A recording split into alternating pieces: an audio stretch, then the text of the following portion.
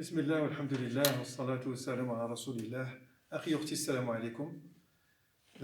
مرحبا بكم معنا في المسجد الأندلس. صحفتكم. Aujourd'hui, on va répondre à une question. Il y a une personne, Cheikh, salam alaikum. Il y a un frère qui a posé une question que j'ai trouvée intéressante et je lui ai promis de la transmettre. Oui. Donc, parfois c'est difficile de faire des sadaqas. Certains ont du mal à sortir l'argent ou des biens, on le comprend, bien que ce soit un devoir, une obligation. Mais parfois certains le font, mais n'ont pas encore l'esprit complètement rassuré.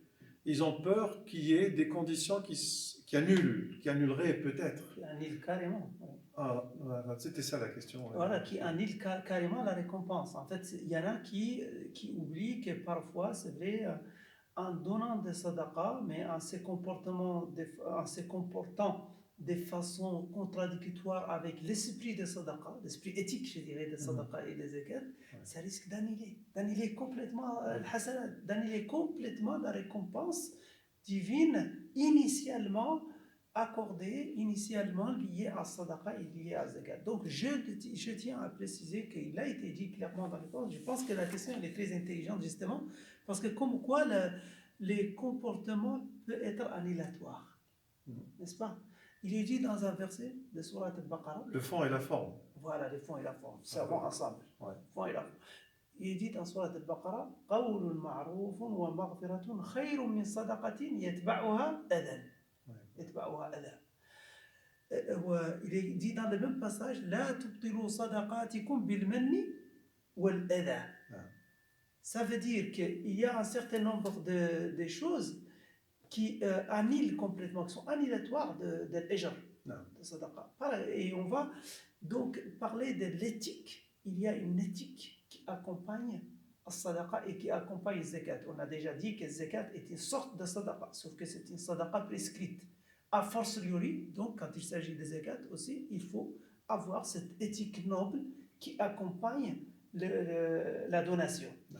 Notre mère Aïcha radiyallahu anha, elle avait cet esprit, ce souci toujours de ne pas perdre les hasanat, de ne pas perdre la récompense liée à sadaqa, et de telle sorte qu'elle parfume sa sadaqa.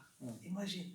C'est pour ne pas gêner le donateur, le receveur, en fait, le bénéficiaire, pour qu'il le reçoit dans de bonnes conditions, pour qu'il ne se sente pas méprisé en recevant. Si vous donnez par exemple de l'argent qui n'est pas propre, vous voyez, des choses, ça peut jouer sur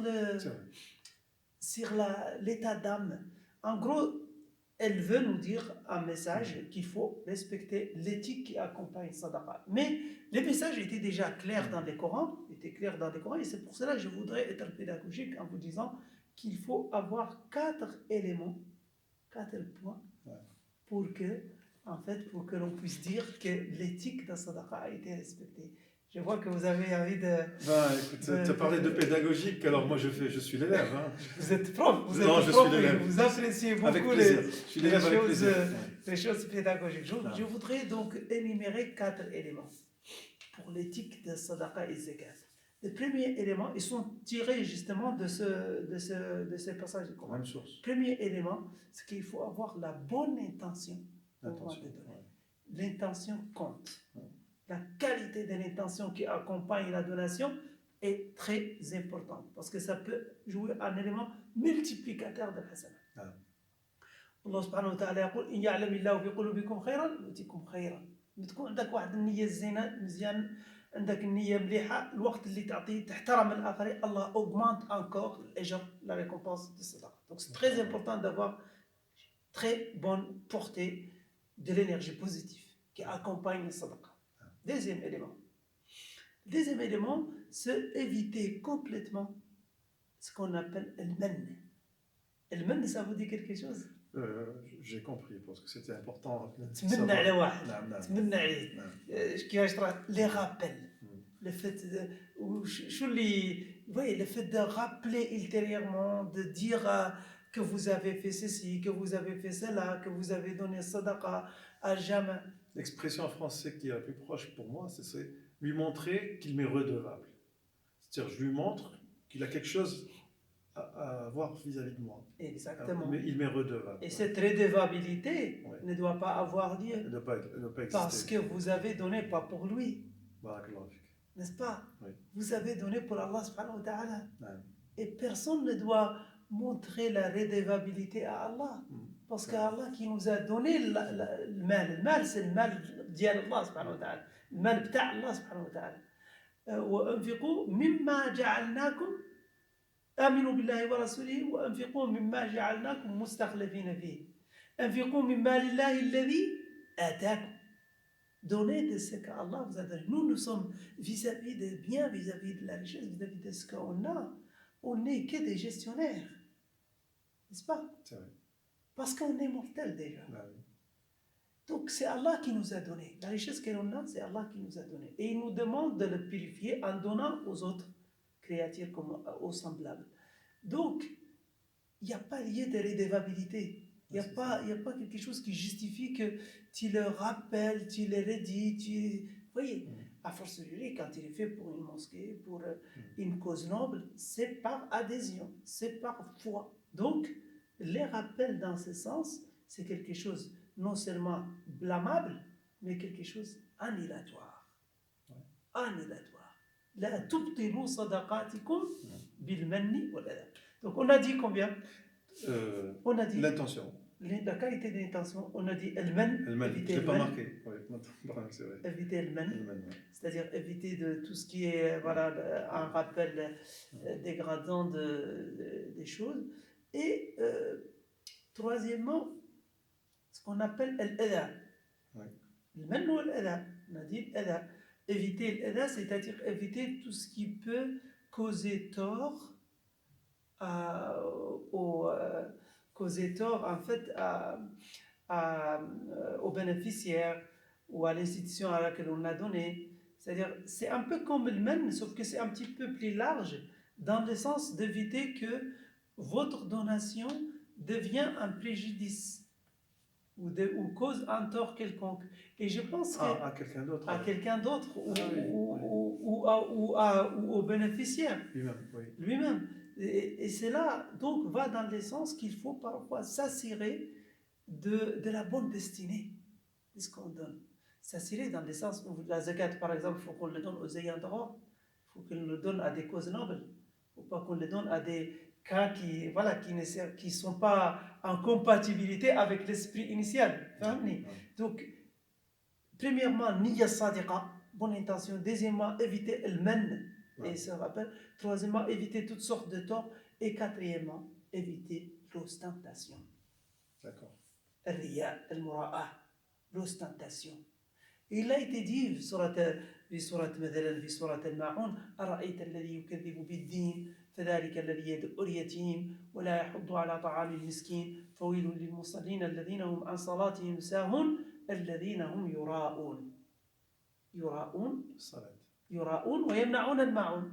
Yura'un, ça veut dire qu'ils font l'ostentation. Dans le cadre de la prière ou que ce soit dans tout acte de dîn, ouais. Ne supporte pas tout acte de dîn. Je complète ma phrase, elle est claire. Tout acte de dîn de la foi ne supporte pas qu'il y ait une couche de l'ostentation. Allah n'accepte pas d'associer. لم يتخذ وليا قل الحمد لله الذي لم يتخذ وليا ولم يكن له شريك في الملك قل الحمد لله الذي لم يتخذ ولدا ولم يكن له شريك في الملك ولم يكن له ولي من الذل وكبره تكبيرا أنا أغنى الأغنياء عن الشرك كما يقول الله سبحانه وتعالى. Et l'ostentation est une sorte d'idolâtrie. Et qu'est-ce que c'est l'ostentation? C'est-à-dire celui qui donne dans l'esprit et dans l'espoir qu'on dit qu'il est généreux, qu'il est ceci, qu'il est cela. De gagner un avantage. Un avantage matériel, mesquin, voyez, social. Et ça, même on dit dans notre religion que parmi les premiers qui vont être jetés à l'enfer sont ceux qui se disent, par exemple, parmi eux, celui qui dit, qui donnait, et que dans l'optique que les gens disent qu'il est riche. يقول له الله سبحانه وتعالى لقد أعطيت لي يقال غني وقد قيلت. a été dit. Vous avez fait quelque chose, non pas pour Allah subhanahu wa ta'ala en tant que tel, mais pour que les gens disent que ceci ou cela. Donc, ce que je voulais dire pour terminer, parce que toujours on ne veut pas, je ne sais pas si on a encore assez de temps. Moi, j'ai relevé une question, si tu permets. Allez-y. Tu as parlé d'éthique de la sadaqa. Ouais. Et puis l'éthique, en général, on a tendance à aller vers la moralité, vers le comportement. Mais là, tu es parti vers le juridique. Ce n'est plus une question de morale ou de comportement, non, c'est juridique, c'est-à-dire c'est légalisé, ça va annuler carrément un acte religieux. Oui, juridique, religieusement parlant. Religieusement parlant, bien sûr. Et donc c'est vrai que c'est plus fort que l'éthique. C'est une très bonne remarque de votre part, sauf que l'éthique dans la logique islamique, vraiment, il a une couche, dimension juridique. Ah, il a une dimension c'est pas seulement comportemental. Non, c'est pas. Il a une dimension juridique, l'éthique dans la civilité. Voilà, il a quand même une dimension juridique au sens religieux. Oui. Au sens religieux, dans le sens où ça annule la réponse. Parce que nous, notre religion, elle est basée sur des principes clairs. Elle est basée certes sur l'amour et la miséricorde, mais c'est aussi basé sur l'honnêteté et la justice. Oui. Ce sont les 4 indicateurs, si vous voulez, les 4 grands indicateurs de la religion musulmane.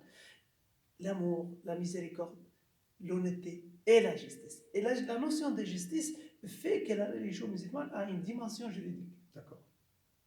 C'est pour ça qu'on parle de l'annihilatoire, de quelque chose qui annule. Parce qu'Allah a prescrit le rahma sur lui-même, il a prescrit également la non-injustice. Il a interdit sur lui-même l'injustice. Il a établi, en fait, selon la doctrine islamique, il a établi des règles.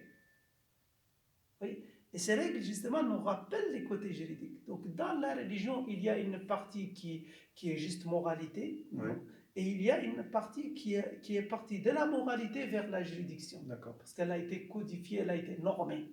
D'accord. Parce que même la loi découle de l'éthique en général. Sauf que la loi, c'est la règle, c'est la partie éthique qui a été normée. D'accord. Qui a été codifiée. D'accord. Voyez-vous?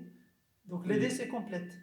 D'accord, il y a une proximité entre les deux sens. Absolument, absolument. Sauf que là, c'est vrai, vous avez le droit de le dire, justement, on a voulu le rappeler sous l'angle éthique, mais c'est vrai que c'est plus fort que ce qu'on peut entendre du mot éthique au sens volontariste. Là, c'est quelque chose on considère, par exemple, zakat, elle a une dimension prescrite. On a dit qu'elle est prescrite juridiquement dans la religion musulmane. Donc, si cette zakat est accompagnée a posteriori ou suivie a posteriori par l'un des actes que l'on a évoqués là, comme le men, les rappels, en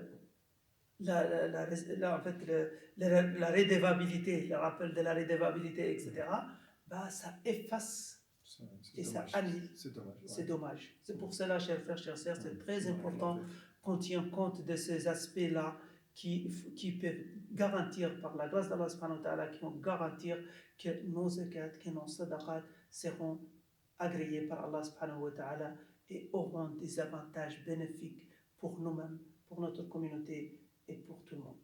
Barakallahu fik, Cheikh. Qu'Allah nous bénisse. Amin, barakallahu fik. Non, c'était très très bien. Alors, je fais stop. 14.